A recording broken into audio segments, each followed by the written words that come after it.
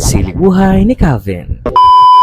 So, andito kami ngayon sa Unitap para pumili ng mga slacks na ibibigay sa mga estudyante ng CVSU Main Campus sa pangunguna rin ng initiative na CAS SC. At ang tutulong sa atin ngayon ay ang Inspire the Children. Kasama natin si Ate Karen, ayan, ang isa sa mga founder ng Inspire the Children. Inspire the Children kasi, isa sa advocacies namin. Gusto namin yung mga estudyante pag pumapasok, yung may dignity. Kasi iba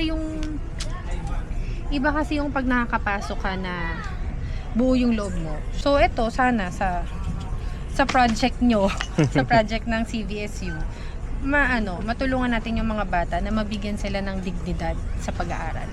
Even if naisipan yung tulungan kami or suportahan yung Inspire, maraming salamat kasi wala naman tayong ibang magagawa kundi tulungan natin yung bawat isa. And if meron tayong capacity to help, tulungan natin.